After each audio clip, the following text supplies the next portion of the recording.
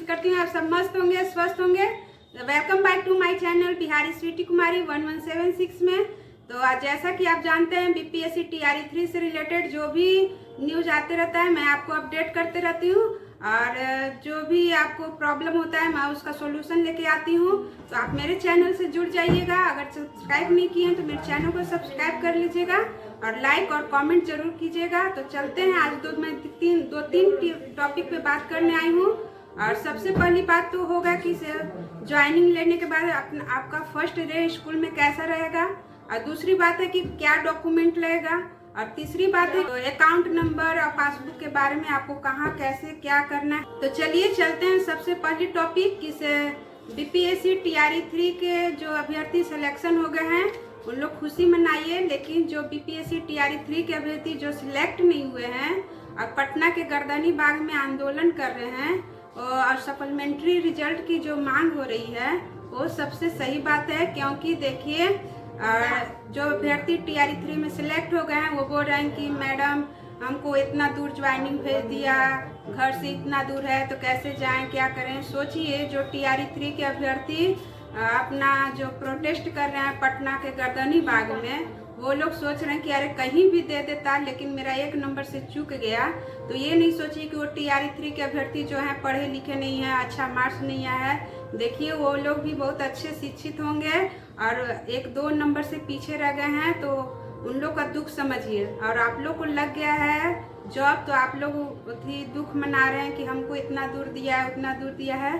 तो इस सब के पचड़ में नहीं पड़िए। आप लोग को बहुत अच्छा सिलेक्शन हासिल हुआ है तो उसका अहमियत रखिए, और जहाँ मिला है पोस्टिंग वहाँ आपको अपना ज्वाइनिंग लीजिए और अच्छे से वहाँ के बच्चे को शिक्षित कीजिए। और ये नहीं है कि जो स्कूल में आप लोग को मिला है, सोचिए वहाँ के टीचर भी होंगे तो वो भी तो पढ़ा रहे हैं, तो उन लोग के साथ अच्छे से मेंटेन कीजिए और बच्चे लोग को अच्छे से शिक्षित कीजिए। ये सबसे बड़ी बात है। और फिर दूसरी बात करती हूँ मैं कि डॉक्यूमेंट। तो सभी अभ्यर्थी चिंतित हैं कि क्या क्या कैसे कैसे डॉक्यूमेंट ले जाएं। तो मैं पहले भी बताई थी, लेकिन आज मैं प्योर अच्छे से डिस्कशन करके बता दे रही हूँ कि क्या क्या डॉक्यूमेंट ले जाना है और क्या करना है, वहाँ जाकर कैसे आपको ज्वाइनिंग लेना है। तो सबसे पहले बता दूँ कि आप तो अपने पास सबसे पहले A4 साइज का जो पेपर रहता है वो अपने साथ रखिए, और पेन रखिए, 1 से 2-3 पेन अपने पास रखिए। और ये बहुत जरूरी है, ये जो पेपर है आपको हरदम हर समय काम देगा। आप अब अगर शिक्षक के पद पर चले गए हैं, पहुंच गए हैं, तो ये पेपर आपको एनी टाइम रखना ही चाहिए अपने पास। मैं तो हमेशा अपने पास रखती हूँ, और मैं कल भी दिखाई थी अपने वीडियो में। देखिए ये मेरा जो है इसमें A4 साइज का पेज निकलता है, आप इस तरह से ले लीजिएगा और अपने पास रख लीजिएगा। बहुत दिन तक चलती है, देखिए ये है ना, बहुत दिन तक चलती है। तो चलिए बात करते हैं। A4 साइज का पेपर जो हो गया 10-20 की मात्रा में, या ऐसा पैड ले लीजिएगा। देखिए ये जो पैड है, और 2-3 पेन आपके पास रहना ही चाहिए, रेड, ब्लू और पेंसिल, ये सब रहना ही चाहिए। और फिर आपको हो गया कि 10th, 11th, 12 और सीटेट का और डीएलएड का, बीएड का जो भी आपका सर्टिफिकेट है वो सब का फोटोकॉपी होना चाहिए। और सभी अभ्यर्थी पूछ रहे थे कि ओरिजिनल ले जाना है। देखिए ओरिजिनल तो रखना ही है, लेकिन ओरिजिनल आपको सबमिट नहीं करना है। कि जैसे कि आप कुछ और जॉब पे लग गए तो ओरिजिनल आपको हमेशा अपने काम देगा आपको, इसीलिए इसको जीरोक्स कॉपी बनाना है। इन सारी चीज़ों का जीरोक्स कॉपी रखिएगा। तो सबसे पहले हो गया A4 साइज पेज और पेन, पेंसिल, 2-3 पेन पेंसिल। और फिर आपको क्या 11, 12, 10th का, सीटेट का, डीलेड का, बीएड का जो भी सर्टिफिकेट है आप उसका जो आप टीवी में ले गए थे वो सारी चीज़, सारी डॉक्यूमेंट चाहिए। और 5 फोटो अपने पास रखिएगा। और फिर जितना भी डॉक्यूमेंट है टीवी के समय ले गए थे वो सारी, और वाटर मार्क का जो डॉक्यूमेंट था उसका भी कॉपी पेज बना लीजिएगा, कॉपी निकलवा लीजिएगा। ओरिजिनल कॉपी भी रखिएगा, एक अलग फाइल बना के रखिएगा। उसमें ओरिजिनल कॉपी सबमिट नहीं करना, ओरिजिनल कॉपी साथ में रखना। चाहे सर मांगे वहाँ स्कूल में जो हेड मास्टर है देखने के लिए, तो वो सब रखना जरूरी है।